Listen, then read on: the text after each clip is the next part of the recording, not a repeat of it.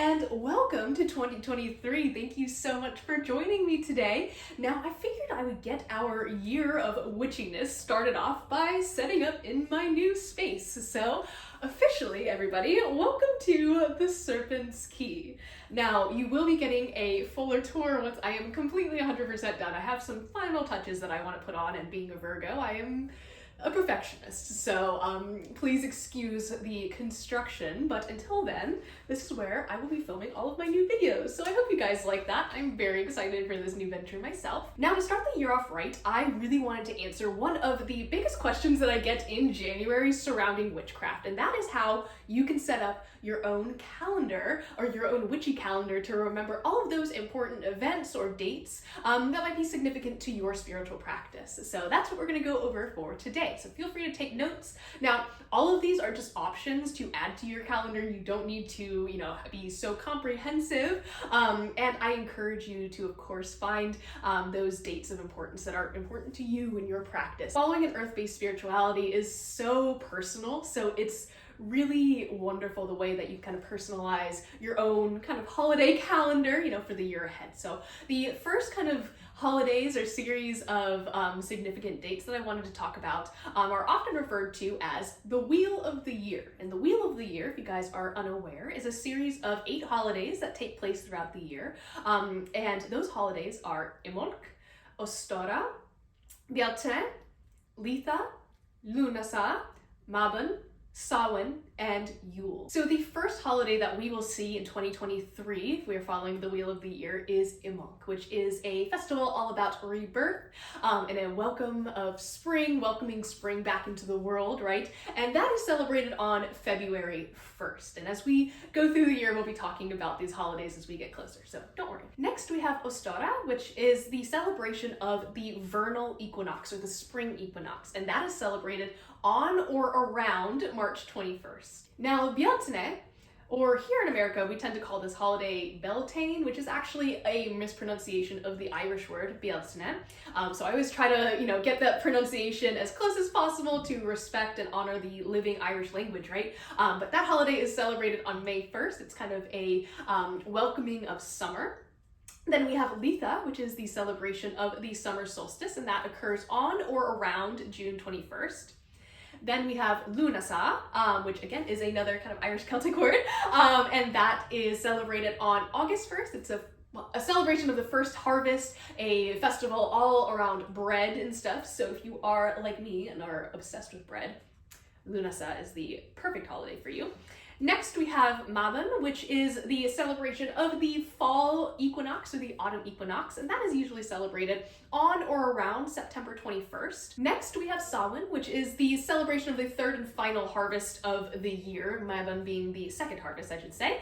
And Samhain is celebrated on October 31st, on or around October 31st. And then finally, Yule is the celebration of the winter solstice, and that is celebrated on or around December 21st. And if you notice, I was saying kind of on or around for a few dates. What I think is the most important thing to remember when celebrating holidays is that you don't necessarily have to celebrate on that exact date in order to, be a legitimate witch or to have a valid practice. There are many times that I have celebrated a holiday like a week or two afterwards, because that's when my friends and I could get together to do, the ritual work that we wanted to do the spell work or what have you. And I like to remind people that the holidays are really a celebration of the season and kind of the period of where the earth is, amongst other things. There are religious, importances as well. But when we're looking purely at, celebrating on a specific date, that date is, in my mind, a little bit more flexible. Now again, I'm reiterating that simply because I find that sometimes novice practitioners or people who are newer to witchcraft can get overwhelmed by the amount of holidays that occur throughout the year. So just don't get stressed out by it. Holidays are supposed to be fun and celebratory, so just keep that in mind and you'll be perfectly fine. You got this. Other holidays that you might want to consider include Pagan Pride Day or Pagan Pride Month, which is in September, Earth Day, which is in April, and then there are also holidays that may be observed by your pagan past. So there might be specific Norse holidays or specific Greek holidays or Roman or what have you. So this to me is kind of just like really great way to start like a research project for yourself if you're interested in that for the new year. And I encourage it. I love learning about history. So looking into maybe historical holidays and how they were celebrated in the past, and making a note of where they would be and how calendars have changed over the years. And I think that another good thing to note along those lines is the beginning of months outside of the Gregorian calendar system. So if you use a different calendar, such as like the lunar calendar, or I often see, the Celtic tree months and stuff like that, or I often see used in pagan spaces. So if that is something that you have in your practice, maybe adding like, hey, the month of this starts on this day, even if it's, in the middle of August or whatever. Next, and this is getting more and more personal as we go, but next, and again, this is very detailed, so next, and this kind of goes hand in hand with what we were talking about, but I really encourage you to look up dates that are important to your deities. So this is a little bit individualized, but let me give you an example.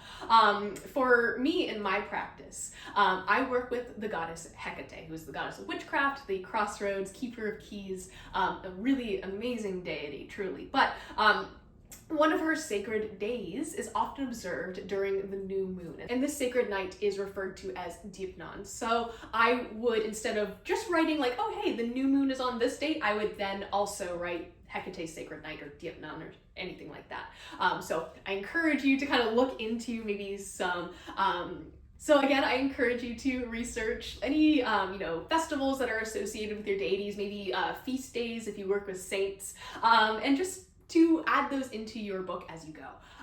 Now, if you're like me and you enjoy, basing your entire life around the phases of the moon, I really encourage you to, put in waxing gibbous or full moon or new moon, marking the phases, and especially the phases that you interact with the most. Like I tend to do a lot more work during new moons rather than full moons, but some people are vice versa, and that's totally cool.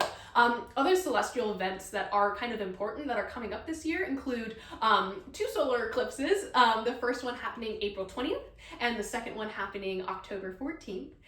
There will be a lunar eclipse on May 5th as well as October 28th.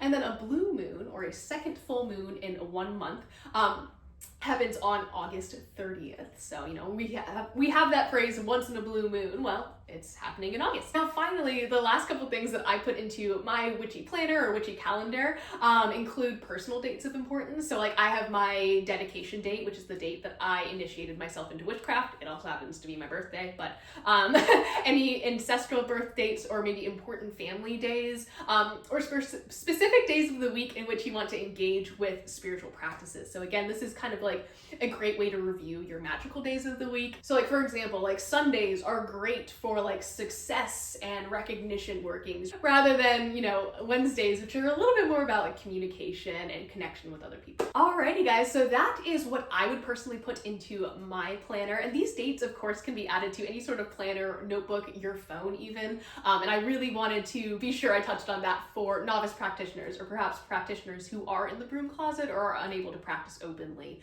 So that way it's not necessarily drawing as much, suspicion as getting like the witch's calendar from Llewellyn or the witch's date book from Llewellyn. Like you can just go get a notebook and fill these in pencil. It's all good. Anyways, guys, thank you so much for starting your year off with me, and I'll see you in the next one. Bye.